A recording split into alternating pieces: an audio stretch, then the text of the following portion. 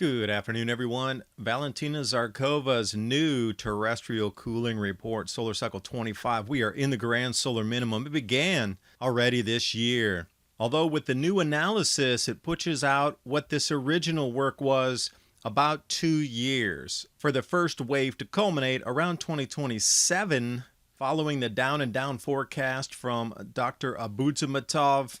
That would explain why Antarctic sea ice is above the 1981 to 2010 average, and why the Greenland ice melt had stopped a full month early this year. Because these cycles of famine, I wonder what you would do to distract a society if this was happening. As Americans seek economic protection during a highly political pandemic and nationwide shutdown, Bank of America is shining a light on gold to grow to $3,000, while analysts are calling for silver to reach $30 this year. Only one investment stands out: gold. Patriot Gold Group has no fee for life IRAs, where your IRA or 401k can be in physical gold or silver. At Patriot, work directly with an owner and avoid paying absurd broker fees. Call today or request a free investment kit. PatriotGoldGroup.com. The link's in the description box below.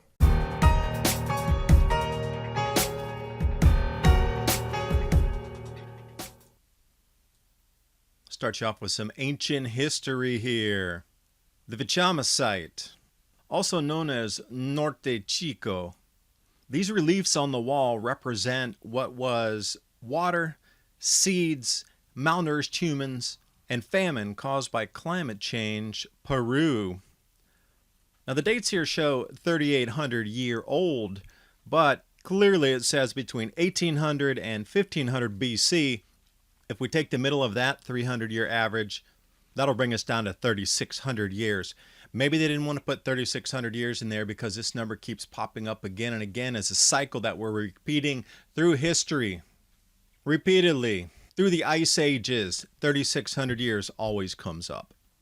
Now what looks like a necklace under the head, if you follow that around, is actually a serpent, and those two serpents are coming on to seeds, and the serpents represent water. So they say. Now this relief carving here is one of the oldest in the Americas, and it symbolizes a period of drought and famine brought on by climate change. There's nothing new under the sun. These cycles continue to repeat. And what I found interesting here about the Caral Civilization, 5,000 years old, making it one of the oldest along with Mesopotamia, Egypt, and China, never heard about it. Wonder why not? Oh, they just discovered it. Sure they did. It's been around for at least 200 years. This wasn't in the forest. It's up in the Supe Valley, north central coast of Peru. Perhaps it was a hidden piece of history. But speaking of China, every time China enters a grand solar minimum, their food production collapses due to floods. Guess what's happening in China? Right in the grand solar minimum, and imagine the duress they're having growing crops this year. Well, and last year as well. Fits the model, fits the timeline. So does this 3,600-year recycling pattern of famine.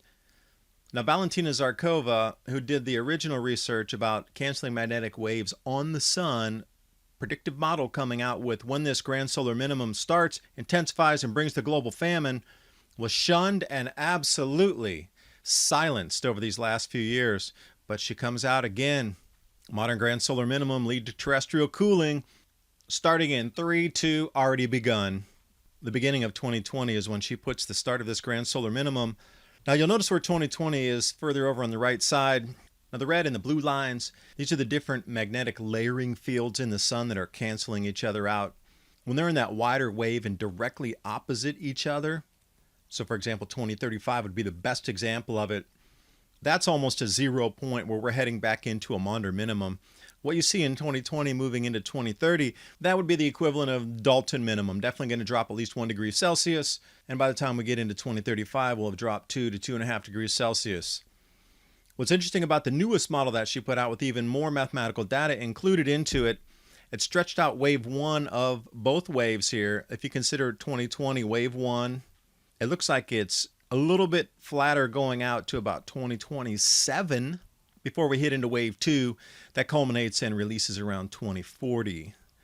Now, when I first saw her work in 2017-18, I overlaid the intensity divided by years moving forward in wave 1. What you see at that point was 2025, and that termination point where the magnetic fields would flip, shift, and try to reignite like a sputtering engine, but then they would collapse again. This has moved it out about 3 years, right into the 2028 period. And I think that's why when she said governments around the world should start stockpiling food for 2028, with the global famine, when we're only going to be able to produce just a fraction of food that we do now to feed a global populace, she was giving advanced clues on the information they'd found. So the newest summary coming out, taking us through solar cycle 26 to the end of that. You'll see right around 2025, 26, we're going to get that steep drop off with the tiny little solar max that will occur this solar cycle. And as we're going through 2030 and solar cycle 26, it's going to be almost non-existent, bringing us back to a modern minimum type event. Temperatures, events, climate, whatever, things that we haven't seen in 400 years at the minimum are going to occur during this period.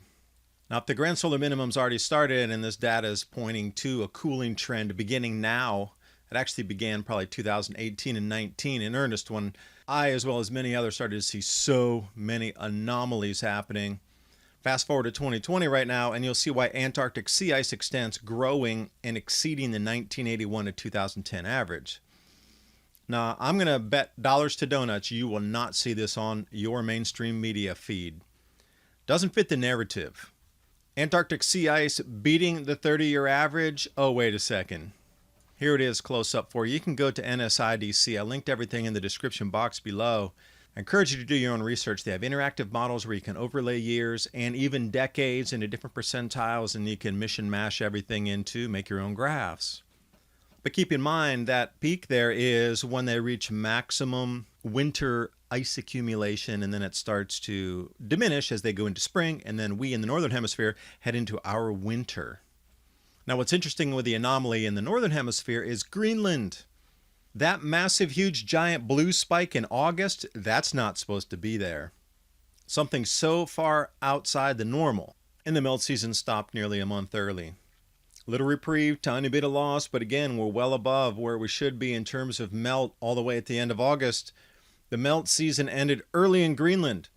What would cause that, and why did the mainstream media not report on such a giant gain in ice? That would be a magnificent mark for humanity to say Greenland has at least stopped melting in some shape and fashion. This is great news for the planet, is it not? And they still can't claim that this year is the lowest Arctic ice ever, because it's not. Clearly, even from NSIDC's own website, that it's not the lowest year ever. 2012 continues to be the lowest on record. And we are already at the end of the melt season here, so it'll just be another couple weeks, and that should round around and even be above the 2018 or 19 figures that we see there. So all signs are pointing into this grand solar minimums in play.